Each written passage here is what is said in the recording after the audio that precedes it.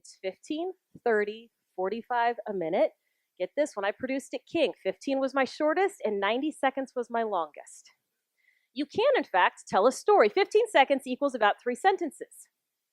Here's what this does for the purpose of conversation. And remember, we are talking small talk. We are not talking when you are at the front of the room leading a business meeting. That's different. Okay? In conversations, in small talk, here's what it does. Number one, it splits the gap between 3 hours and 5 minutes. If you build a conversation 15 seconds at a time, you're working with both sides, right? Number two, if you are not quite as verbose, i.e. did not get talks too much on your report cards, it takes the pressure off of you to have to deliver something really great. 3 sentences sound something like this. I can't believe it's only Tuesday. This feels like the longest week ever. I can't wait to get to the weekend. You can do that, right? If you are a talker like me, it keeps you from dominating the conversation. And when you're making small talk and trying to get to know somebody, you need to have like an exchange, a back and forth. So this makes sure that you're talking with somebody, not at somebody. And it keeps you talking in bullet points, which is really what people want. They do want some information and they want to be able to walk away with it. So 15 to 20 seconds, 3 sentences or so.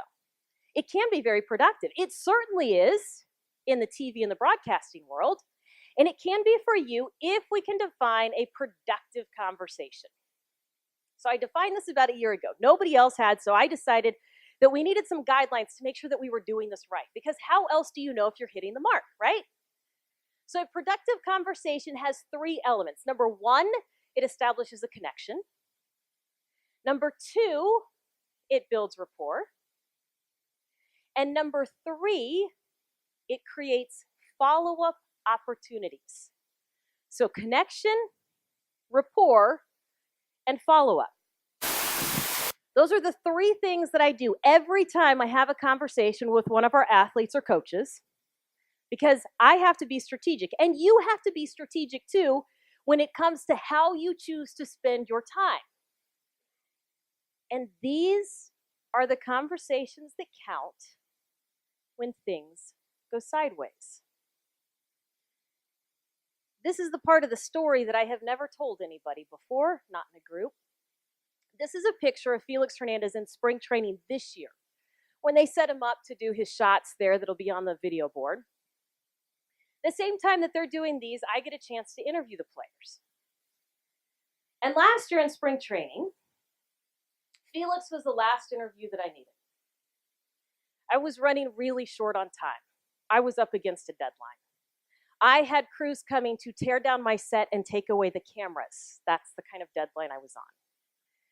And Felix was taking his time. And that's okay. Except that our interview started about 4 hours after the originally scheduled time. And it was okay, except that it didn't get off to a very great start.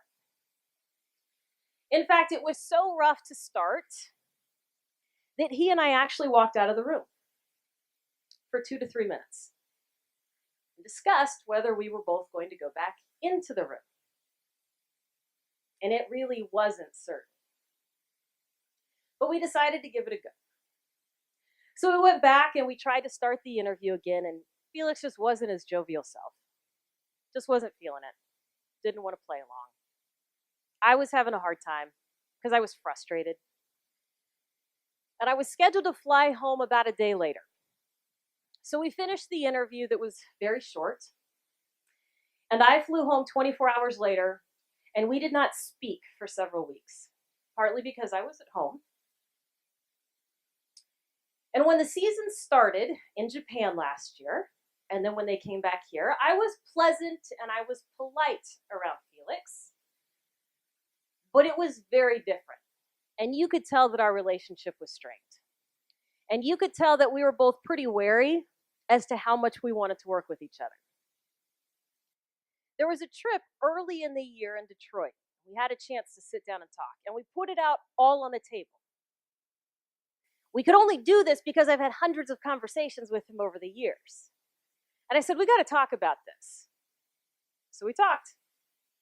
I shared my side of the story and said, do you understand the deadlines I was up against? He didn't. And he said, do you understand what I was dealing with on the other side? I had some family that was in town and I was trying to, and I said, no, I didn't get that. I said, oh, so it was just a misunderstanding. Sure was. We patched things up, and after that, everything was great. We chatted all the time, and it was wonderful. But for 2.5 months, I had this feeling in the pit of my stomach. And I wondered, what if Felix never talks to me again? And I thought this crazy thought, what happens if he does something so incredible this year, like throw a perfect game, and he won't let me do the interview? Small talk conversations pay off big time.